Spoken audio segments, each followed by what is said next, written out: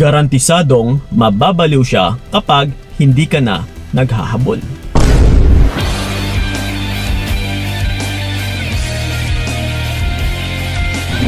Yo. By the way, no, stay safe nga pala sa lalong-lalo na yung mga nandito sa Pilipinas and yung mga nasa Visayas kasi may bagyo yata ngayon, no? So stay safe, but ito pa rin, tuloy-tuloy tayo kasi syempre yung pasakit sa pag-iibigan ay wala pong pinipiling panahon yan, no? Umuulan man o umaaraw o bumabagyo man. So kaya nandito pa rin tayo.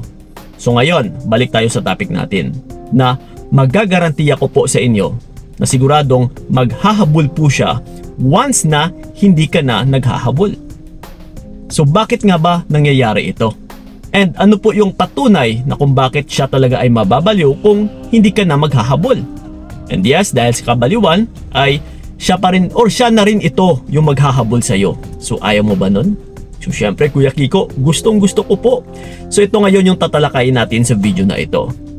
Well, ito nga mga utol, based sa studies, no, and based na rin sa mga experiences ko, ay kapag hindi ka po talaga na naghahabol, ay siya rin po ito yung mababaliw na kakaisip sa iyo. Mababaliktad po talaga yung lahat-lahat. Kagaya na rin sa nakausap ko kanina. Kuya Kiko, alam na alam ko na parang inaapakan na lang yung pagkatao ko, na parang nawawalan na ako ng halaga pagdating sa kanya, pero parang ayaw kong gawin yung magpahabol or umatras. Parang natatakot ako eh.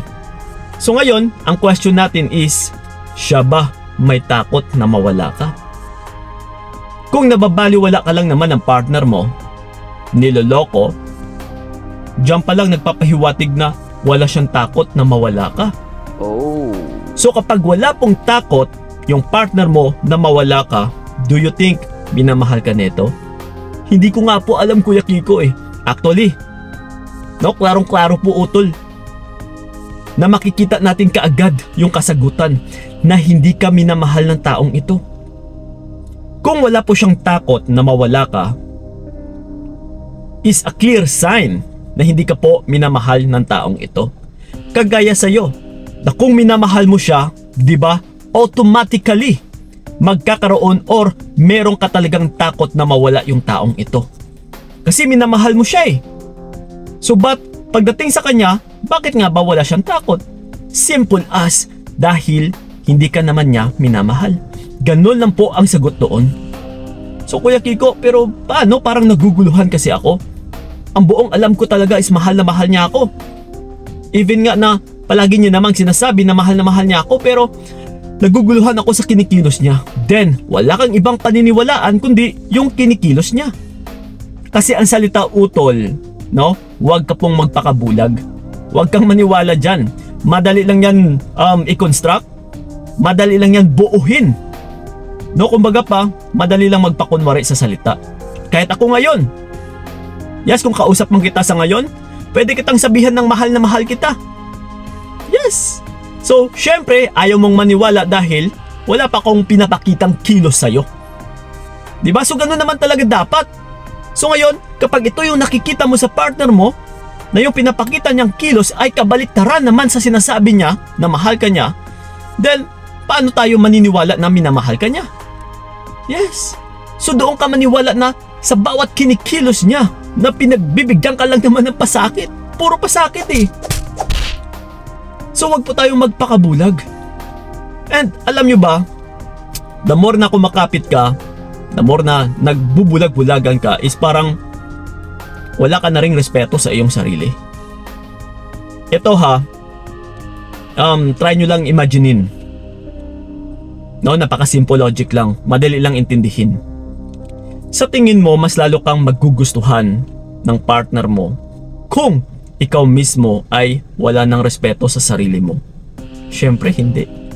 Wala pong tao, no, nahahanga or magiging proud sa partner niya na hindi naman ka respeto.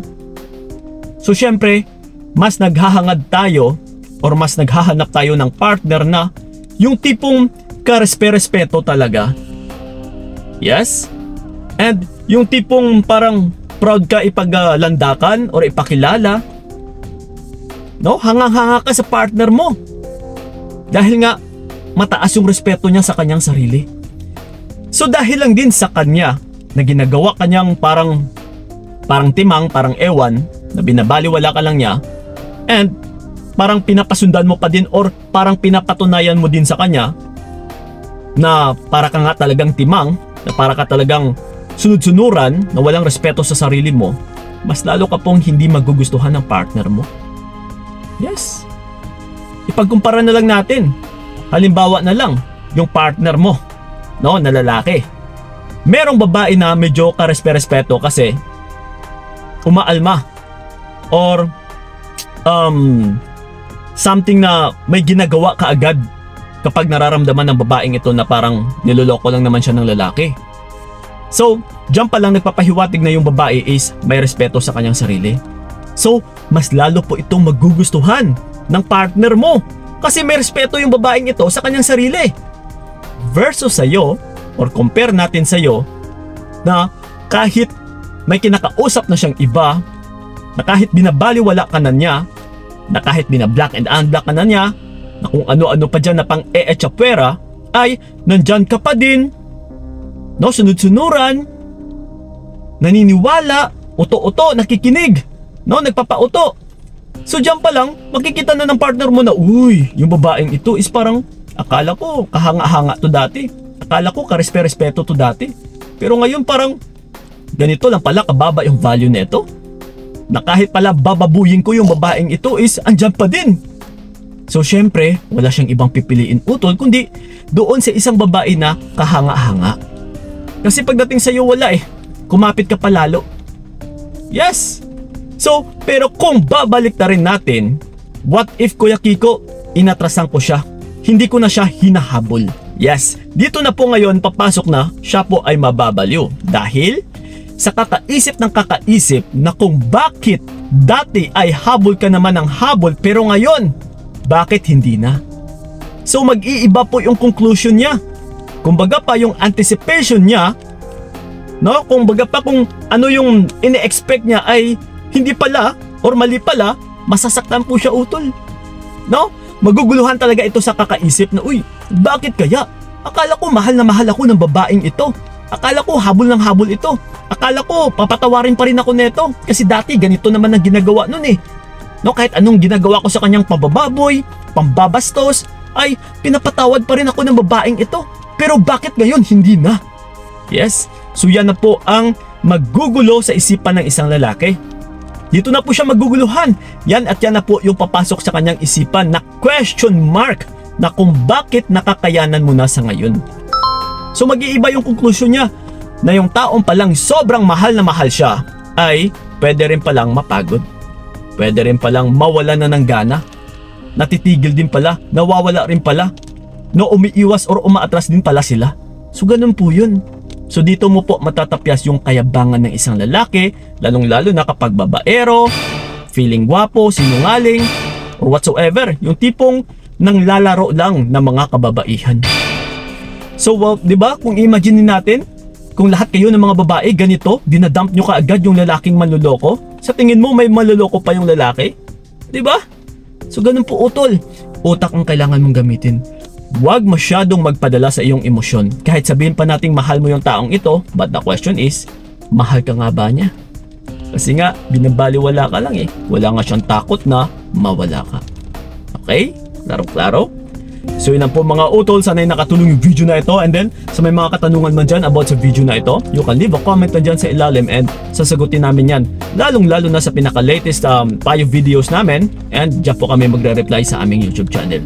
So yun ang po, and then sa mga nais ako makausap one-on-one, PM nyo po ako sa aking FB page na Payong Kaibigan ni Kiko. So mag-usap-usap tayo doon. Magsiset po tayo ng appointment para sa inyo. Maraming salamat, so ingat kayo. God bless and babush! Sanangin na lang ikaw ang aking ginusto. Binigay ko lahat para wala kang masabi.